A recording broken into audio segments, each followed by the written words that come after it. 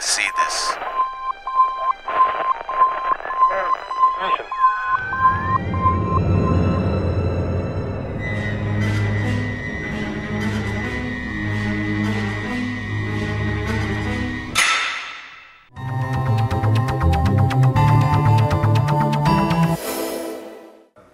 O Exame Nacional de Desempenho dos Estudantes, ENADE, é um componente do Sistema Nacional de Avaliação da Educação Superior, SINAES, e tem como propósito contribuir para a permanente melhoria da qualidade do ensino oferecido. Os cursos de universidades públicas e privadas receberam notas de 1 a 5. 25% ficaram com as notas 1 e 2 e têm muitas deficiências. A maioria, 53,6%, recebeu nota 3. Do total, 21,4% tiraram notas 4 e 5. São cursos muito bons e excelentes.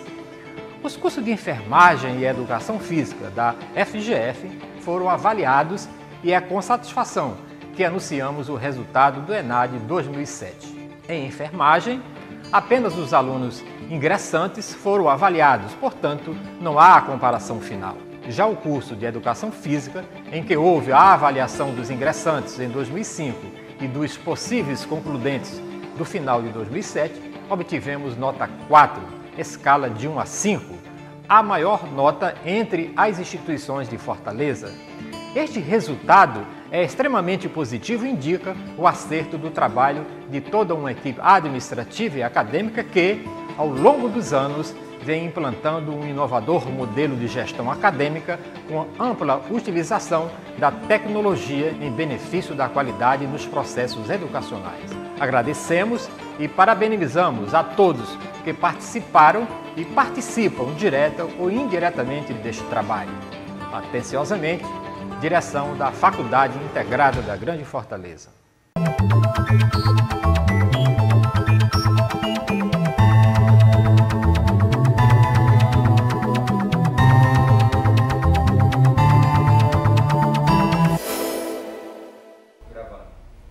Olá, no programa Destaque desta semana vamos conversar sobre assédio moral com Maria Laênia Gondim da Silva, responsável pelo Núcleo de Combate à Discriminação no Trabalho da Superintendência Regional do Trabalho e Emprego no Ceará.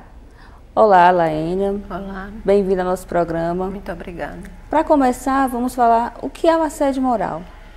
O assédio moral é uma violência moral no local de trabalho. É um fenômeno antigo, tanto quanto o trabalho.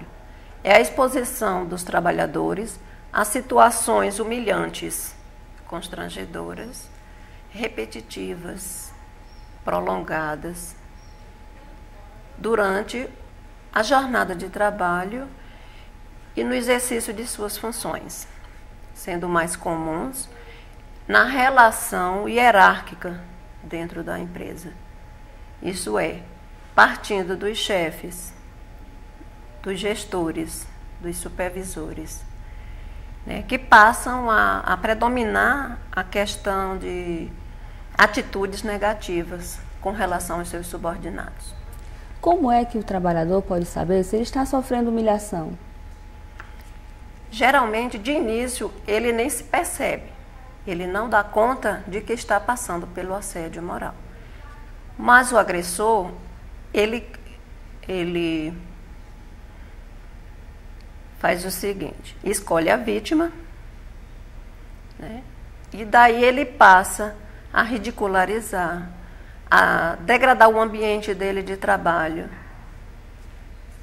passa a isolar do grupo, expondo assim, fazendo com que, tornando aquele trabalhador, para que os outros percebam que ele é incompetente.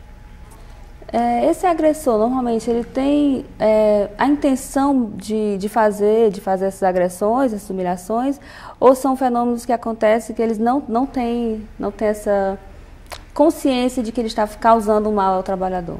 Geralmente, o agressor ele tem essa consciência, porque só se caracteriza, na verdade, com a questão da intencionalidade, né? Então, tem uma intenção.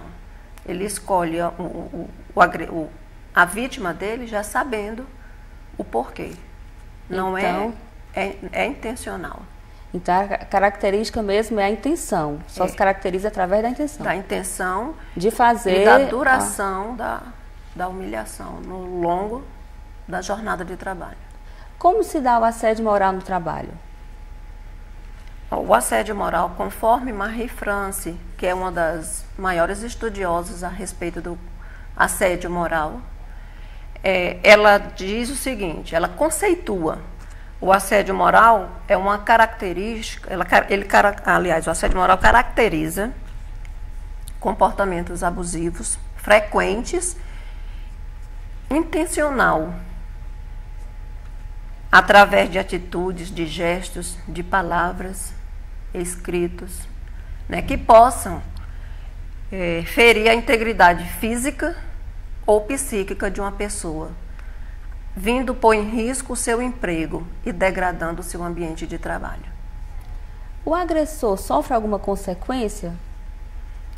Bom, o trabalhador, quando ele sente, ele percebe, né, ele tem essa consciência de que está sofrendo assédio moral, ele procura o RH, ou muitas vezes já direto ao dono da empresa, quando é causado pelo chefe, pelo gerente, né, dentro da hierarquia da empresa. E ele leva ao conhecimento dos fatos. O dono da empresa, na maioria das vezes, ele pode até demitir esse gerente ou esse chefe que está causando esse assédio ao seu subordinado por justa causa, demitir por justa causa. Quais os danos que o assédio moral causa nas vítimas?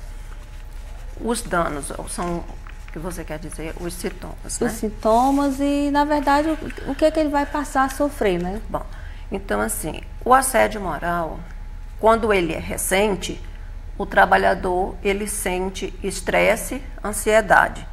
Quando se prolonga, ele entra num estado depressivo.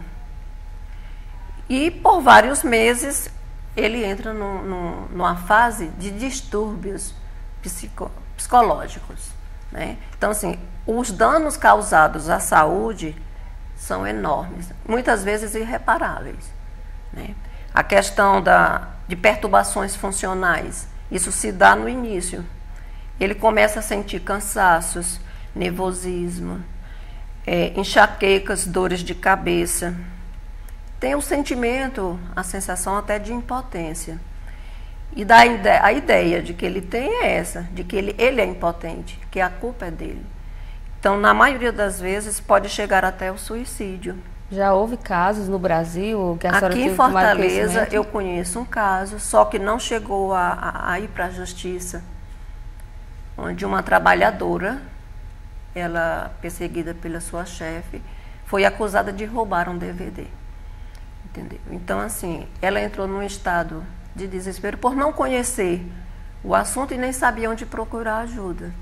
E cometeu o suicídio. E nem tinha sido ela, ficou comprovado e a chefe dela até sabia. Mas é como eu te falei, eles têm sempre, ele sabe a quem vai atacar e escolhe, e tem um motivo, né? Geralmente o perfil dessas trabalhadoras ou do trabalhador é aquele que tem maior tempo de serviço na empresa. Alguma estabilidade. Alguma estabilidade. São mulheres pela condição de ser mulher, as mulheres que têm filhos pequenos, as grávidas. Geralmente são as vítimas, né? São alvo dos agressores. Também tem a questão da cor. Mas o que é mais forte, o que predomina mais, não é tanto a questão da cor, não é a questão da raça. Se dá mais por conta da questão da mulher, por exemplo, que é mais humilhada pela questão de ser mulher, né? Por ter filhos pequenos. E o número de denúncias que eu mais recebo é com relação à gestante. Por conta da licença maternidade? Por conta da licença maternidade. Do tempo que ela vai ficar afastada. Exatamente. E não pode ser demitida, né? Por lei, ela tem a estabilidade desde a concepção. Nesse caso específico, sem citar nomes, o proprietário da empresa, ou a pessoa que agrediu, ela sofreu alguma penalidade? Ela foi de algum modo punido? Chegou a esse estágio? Com a questão da punição, caso o trabalhador ele tenha provas lícitas que comprove perante a justiça de que sofreu assédio moral, que é uma questão muito subjetiva, que é difícil reunir provas, juntar provas, mas é possível. Então ele pode entrar, o trabalhador ou a trabalhadora pode entrar na justiça do trabalho com o pedido de uma rescisão indireta. Nesse caso, que pode ser como justa causa, e as provas, em relação às provas, como é que o trabalhador poderia conseguir reunir essas provas para, de repente, estar levando o processo adiante e chegar ao ponto de ser deferido o seu pedido de demissão por justa causa? Geralmente, no núcleo, quando eu recebo o trabalhador e percebo que tem algum indício de assédio moral, a primeira informação que eu dou para ele, a postura que ele tem que ter, a atitude que ele tem que tomar, são as seguintes.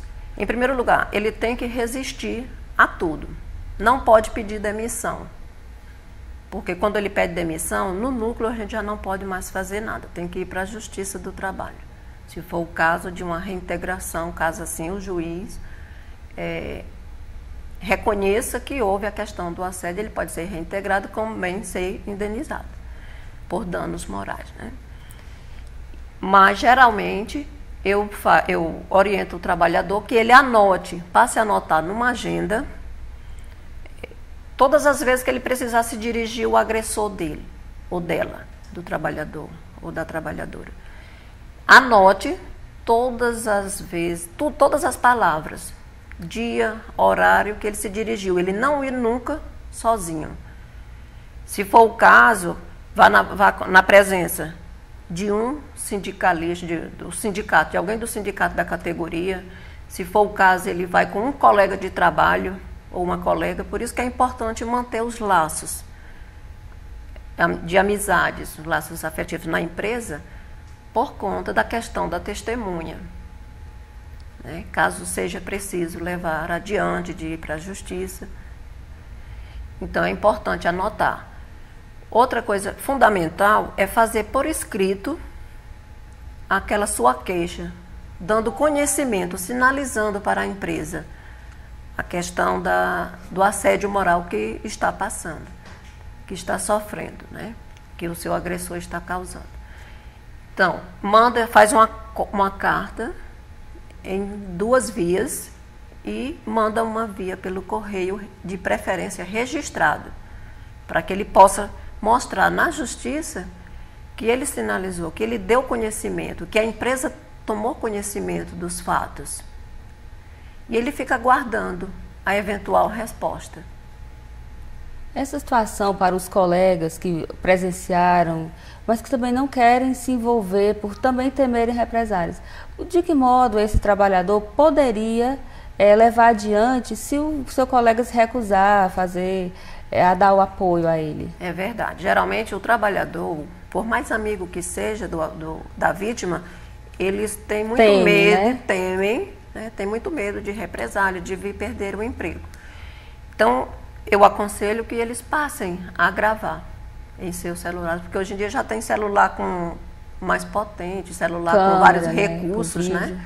De vídeo, de gravar o diálogo e anotar, né? Manter sempre um caderninho com ele, sempre que ele vai se dirigir, o agressor está sempre anotando e está sempre na presença de uma pessoa para que ela possa.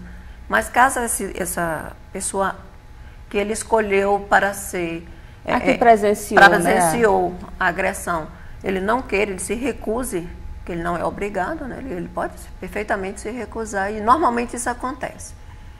Acontece muitas vezes, até eu já vi casos do trabalhador dizer que vai e no dia não ir. Como é que o agressor ele escolhe as suas vítimas? Tem um perfil, além da questão da estabilidade da mulher, tem um perfil que normalmente facilita para a escolha da vítima? Geralmente o perfil é exatamente esse. São trabalhadores ou trabalhadoras com deficiência, opção sexual, credo diferente, né? A questão da religião. Pessoas que têm estabilidade, né? Que sofreram algum tipo de acidente de trabalho. Quando eles retornam, eles passam a ser massacrados exatamente pela questão da estabilidade, né? Que tem a CAT. Então, ele tem 1 ano de estabilidade. Durante esse 1 ano de estabilidade, ele não pode ser demitido, só se ele cometer faltas graves, porque aí ele pode ser demitido por justa causa. Que tem trabalhador que acha, porque tem também a questão da estabilidade, não pode ser demitido. Não pode quando ele é cumpridor das suas obrigações profissionais, que ele cumpre com ética. A gente pode dizer que existem fases da humilhação, digamos, começa de uma forma e vai progredindo. A gente pode falar em fases da humilhação? Bom, existem as fases, são 2 fases da humilhação, que é o fenômeno chamado fenômeno vertical, né, que é causado exatamente, ele se caracteriza com relação autoritárias e antiéticas. E esse fenômeno, ele se dá muito por conta da questão dos programas de qualidade, devido a essa nova mudança da relação de trabalho, que houve muito, de uns 10, 15 anos, 20 anos para cá, houve muita mudança na relação de trabalho, principalmente a partir da globalização. Então, a partir daí, começou a se exigir mais qualificação, né? Uma coisa também que é assim, importante assim, ressaltar é a questão dos desmandos de manipulação, a questão das autoridades, que eu digo, com relação aos chefes, né? Os gestores. O fenômeno horizontal está relacionado à pressão para produzir com qualidade e baixo custo. É aí onde entra a questão de muitos trabalhadores, por quê? Por conta dessa pressão, eles têm medo de perder o emprego, muitos deles trabalham até mesmo doente. Onde o assediado pode buscar ajuda? Bom, o assediado, ele pode procurar a Superintendência Regional do Trabalho, onde ele pode ser atendido no plantão fiscal e encaminhado ao Núcleo de Igualdade no Trabalho. Pode procurar o seu sindicato, a Procuradoria Regional do Trabalho, que é o Ministério Público, a Comissão de Direitos Humanos e o Centro de Referência na Saúde do Trabalhador, que é o Sereste, que funciona na Avenida do Imperador. Em um desses lugares, ele vai encontrar a orientação necessária para, vamos dizer, se prevenir, seria o caso, se prevenir não, se defender do acusador. Exatamente. Quando o assédio ele se dá com uma única pessoa, geralmente ele procura a Superintendência do Trabalho, o sindicato, a Justiça do Trabalho, mas a Procuradoria, geralmente é quando o assédio se dá em grupo, no coletivo. Esse agressor, ele tem histórico, digamos, uma determinada empresa, ele procedeu dessa forma, foi demitido ou saiu dessa empresa, depois ele vai para outra empresa, ele continua procurando vítimas, ou acontece normalmente isolados, casos isolados? Geralmente o agressor às vezes é despreparado. Ele trabalha numa empresa há muito tempo, ele é assíduo, é um bom trabalhador. E aí nomeiam, dão o título de gerente, e aí ele se apodera deste poder para causar, muitas vezes, essas agressões. No caso também de ele estar pleiteando aquela vaga e aí contratar uma outra pessoa para o lugar, pode causar nele esse sentimento de agredir as pessoas, de passar a discriminar, humilhar os seus funcionários, seus colegas de trabalho? Pode acontecer, né?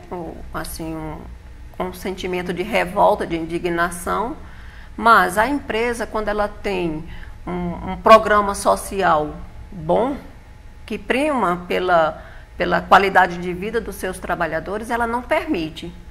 O ideal certo é ela não permitir que isso venha acontecer. Por isso que a empresa ela tem todo o poder de Caso aconteça, a empresa, o empregador, ele pode demitir por justa causa esse trabalhador e não permitir que isso vá permear na empresa dele. E com a questão, eles não podem também dar informação desabonadora. Se por acaso esse gerente, ele trabalhou numa determinada empresa e saiu por qualquer motivo, foi pleitear uma vaga em outra empresa e lá ele vai ser gerente, ele não pode, o dono da empresa, ele não pode ligar para outra empresa e a empresa anterior não pode dar informação desabonadora. Por isso que normalmente a empresa contrata, sem saber os antecedentes dele, como você me perguntou.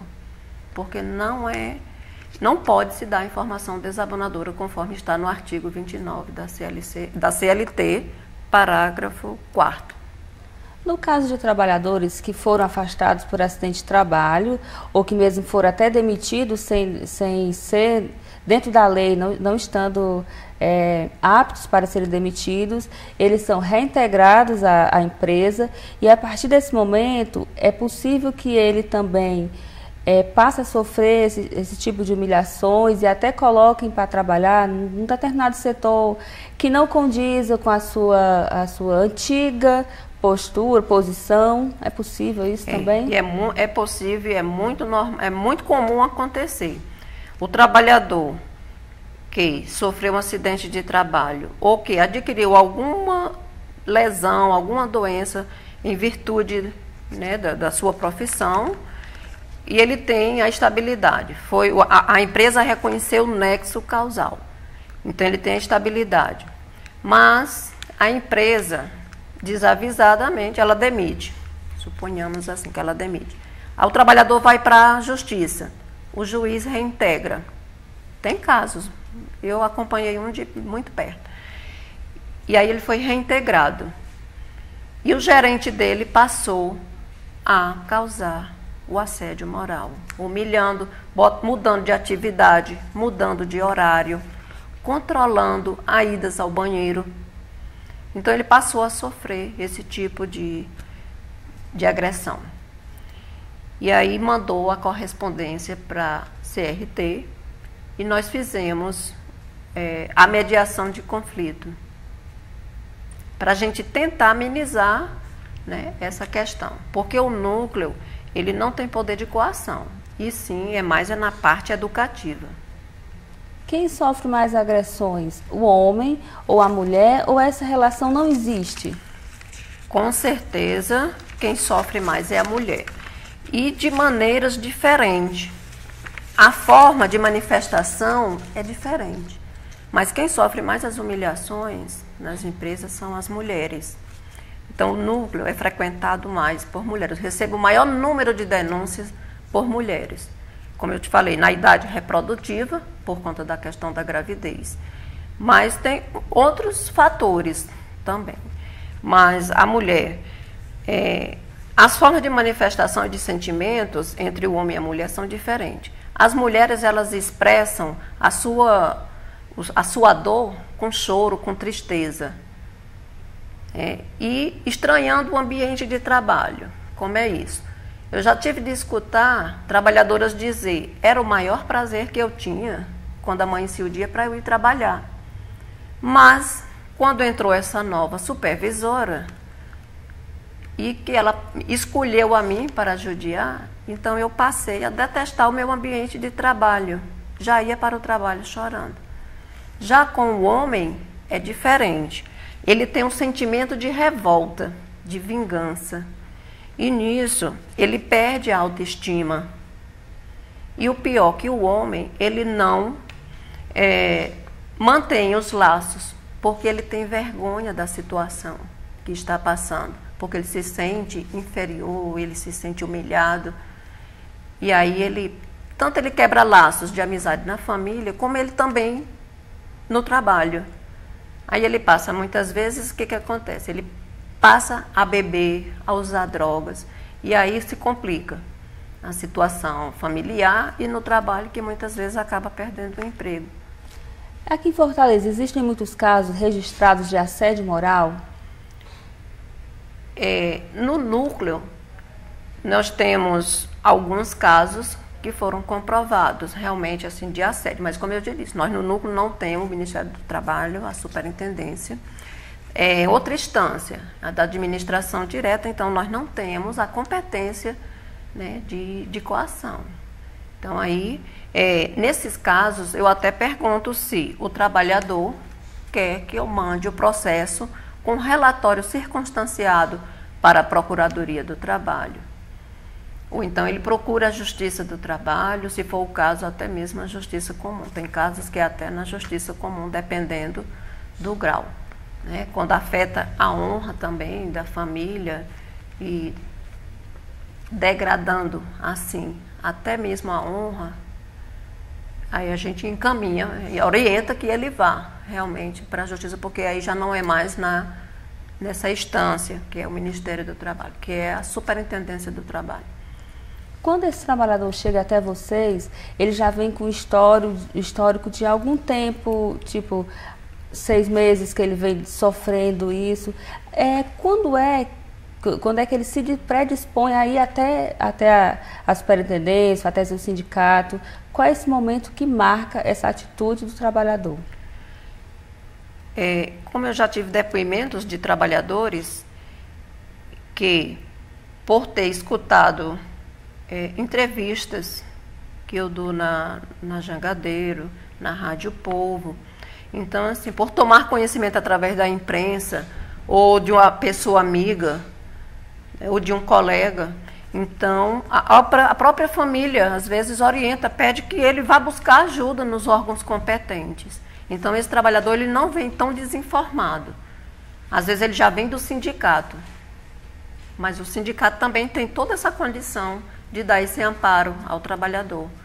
E às vezes o sindicato encaminha para nós. Como também o trabalhador formaliza, mas o sindicato quer que a mediação aconteça no núcleo de igualdade do trabalho. A senhora acredita que esse assunto devia ser mais divulgado para que outras pessoas até que estejam sofrendo esse problema possam encontrar ajuda? Bom, eu já percebo a diferença do assunto que ele já tem, conforme já foram feitas várias considerações assim, de estudos, de pesquisas, de entrevistas, através de imprensa, que já está mais divulgado, você já encontra na internet matérias a respeito.